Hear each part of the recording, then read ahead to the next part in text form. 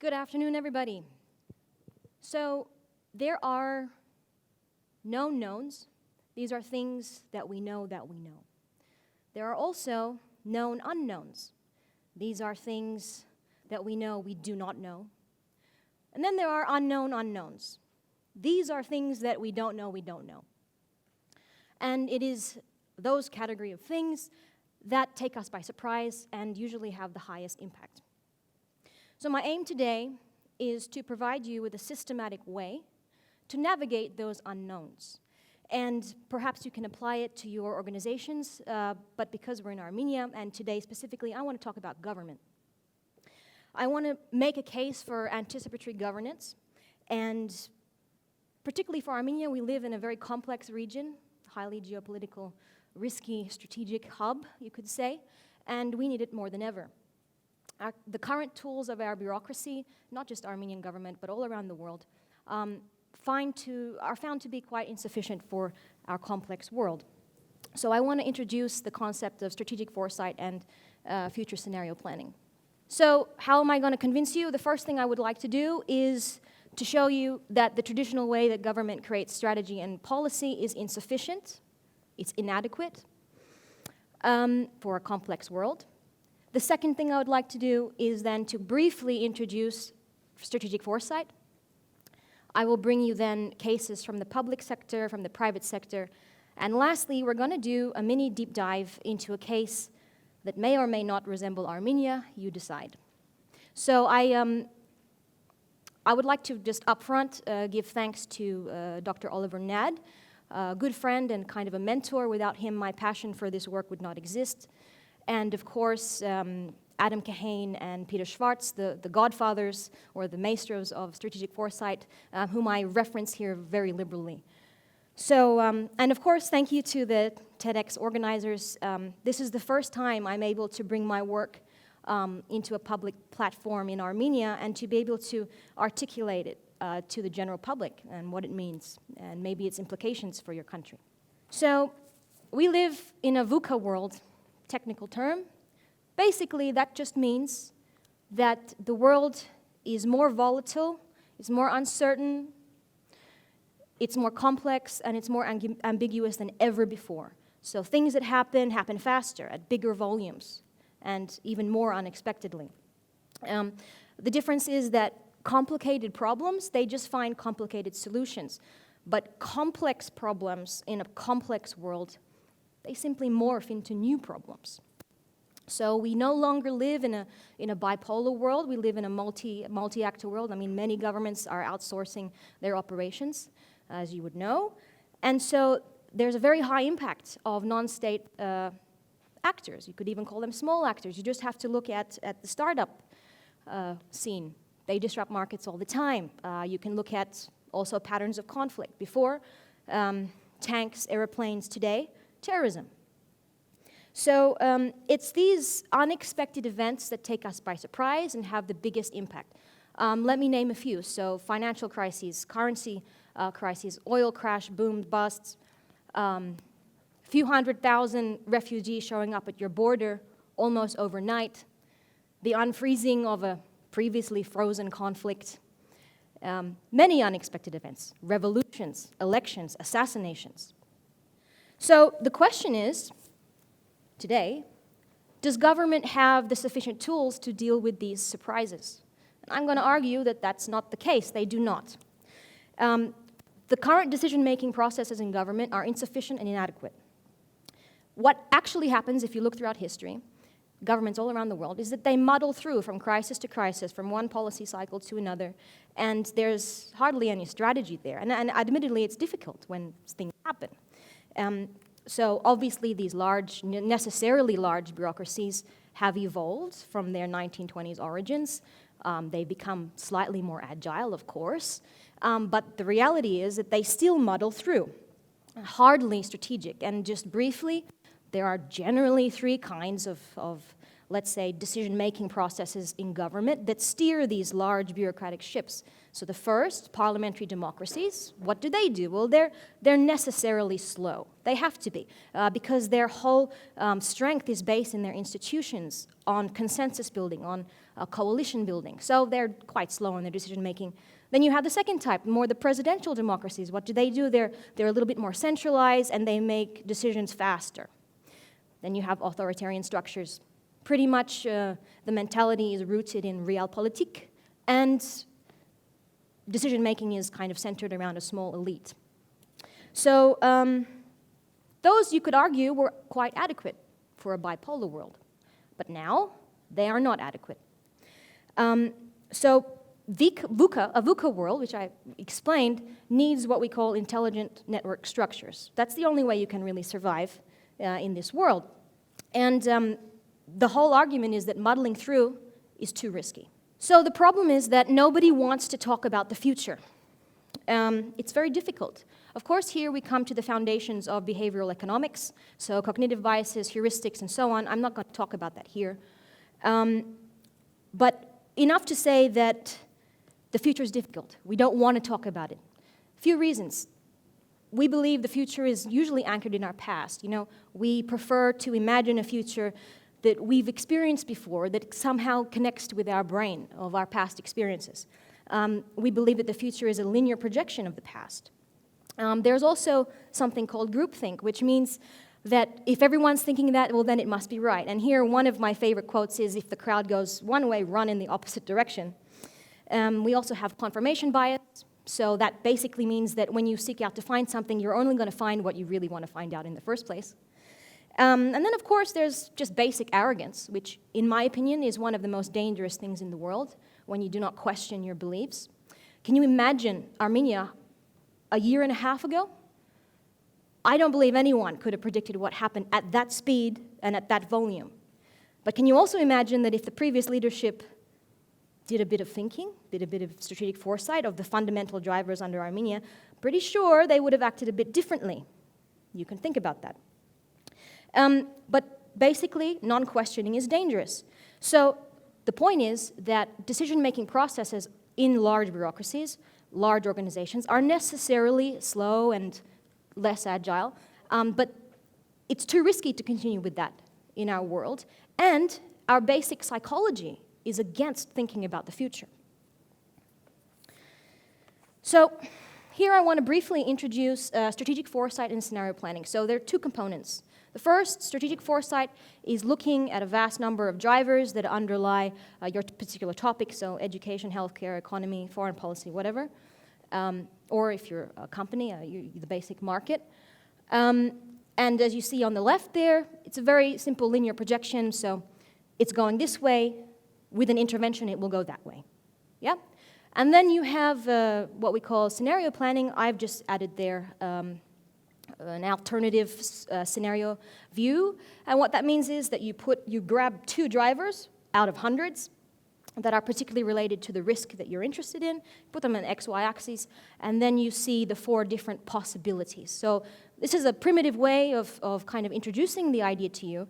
But what I really want to make clear is that it's not one of those 2030 strategies, 2025, Tourism 2020. I mean, you see them all the time, so-called strategy papers. The reality is that they're just wish lists based on very little evidence and just kind of, okay, we forecast it this way.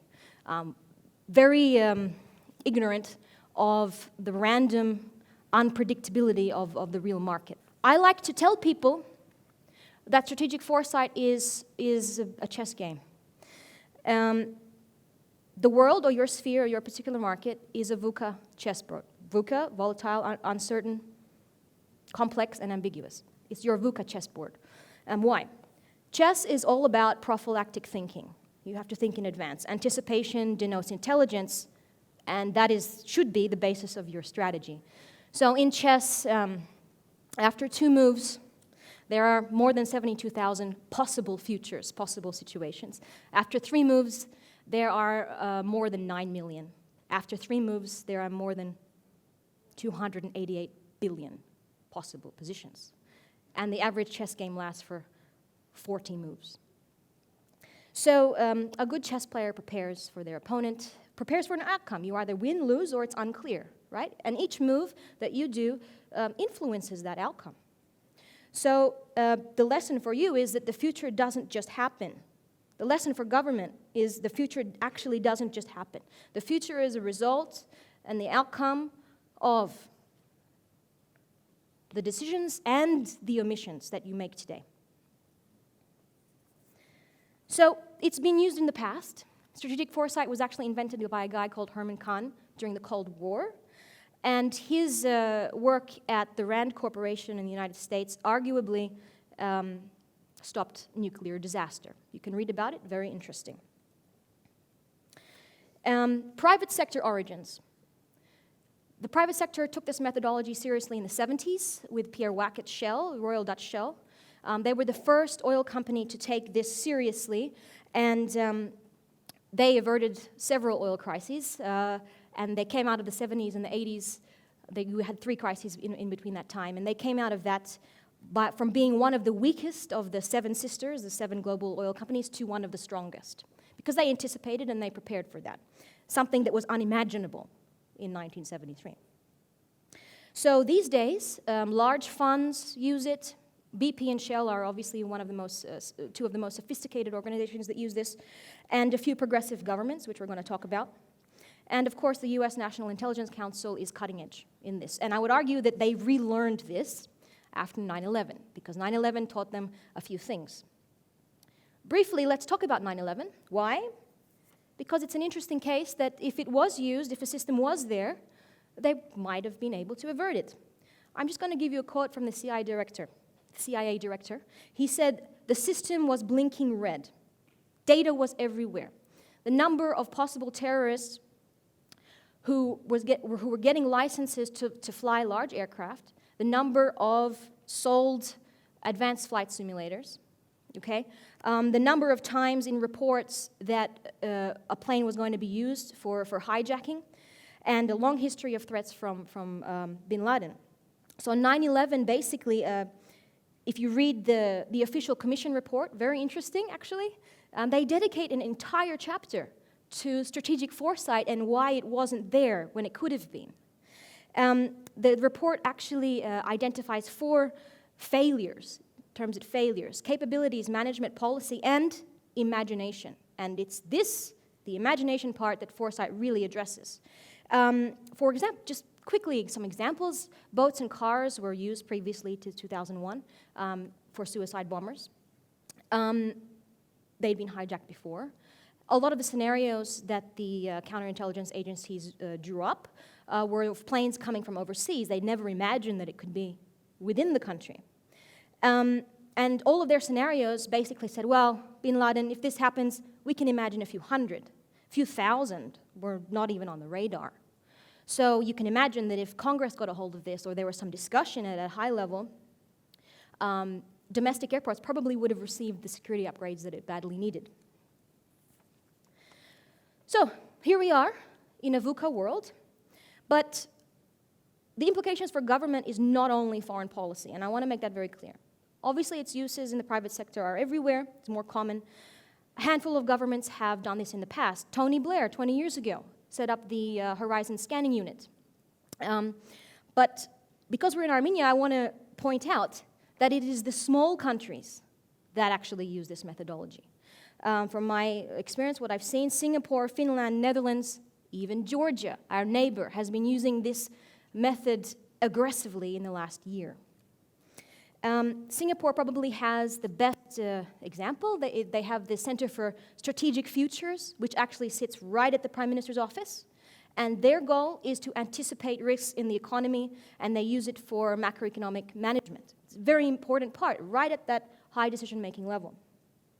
Another thing that, why it's so good for government, small countries, is because they use what we call a Stempel framework, right? So it's not just a siloed approach, like let's look at education, or let's look at Nagorno-Karabakh, whatever. It's actually a Stempel approach, which is social, technological, economic, military, political, legal, and environmental factors, and it looks at it all, a bunch of variations, like a chess game. it's good for countries that have experienced major change. So Armenia now more than ever needs it. Call me. I'm kidding. Anyway, so government in a radical change, in a transformation period, they should look at foresight. Guatemala, Mexico, I've seen have done this as well. But I want to talk about an example, South Africa. So, not South Africa now. They have a lot of systemic issues, and the story is, I'm not going to argue for South Africa's economic miracle because that is not for this talk. But I am going to focus on the period from 1990 to post-apartheid, so early 90s to early 2000s, which you could argue very well that South Africa experienced an economic miracle. The credit for these scenarios goes to Arianne Caoili.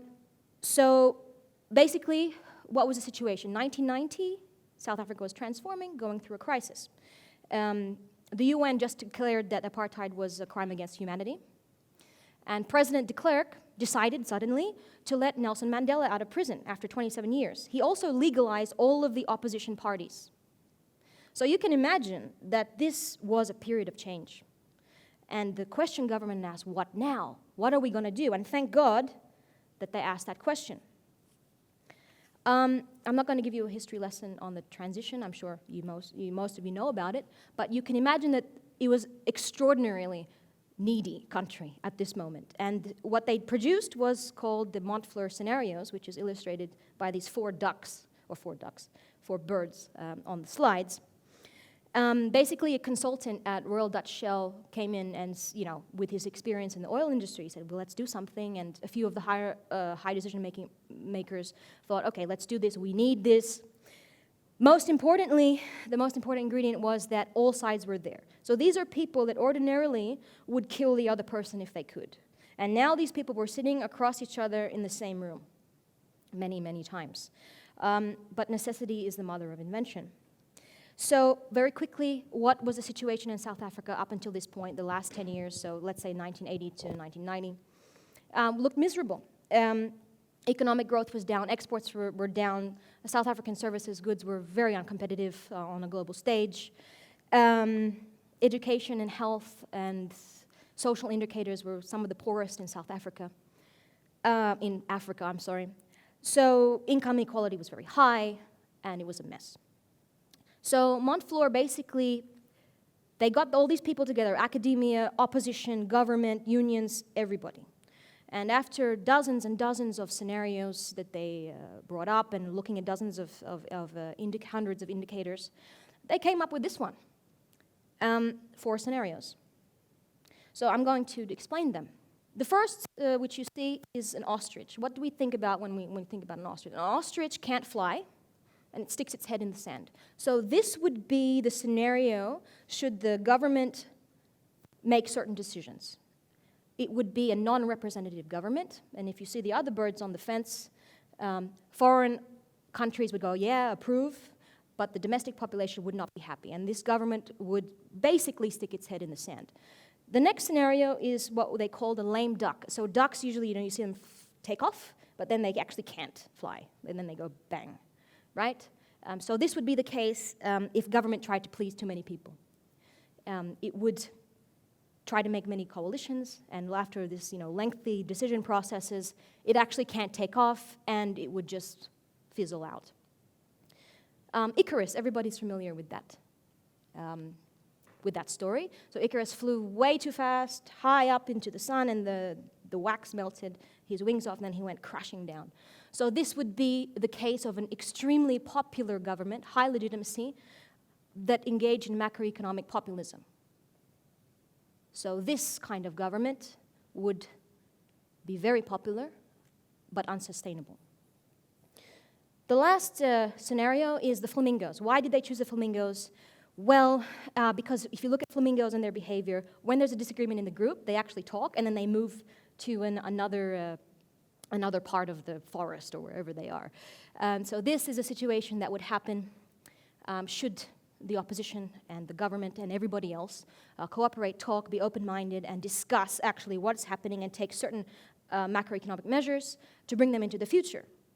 And this would attract investment, create jobs, etc., and economic growth was forecasted at about 5%.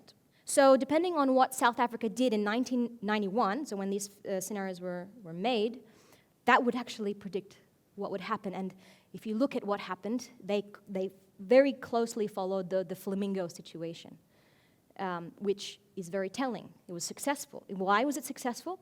Maybe not just because of the actual indicators, but because they all agreed that muddling through was not good enough. It was way too risky in that transition period. And they had their first democratic elections in 1994. So like Armenia, they've had a quarter of a century of independence.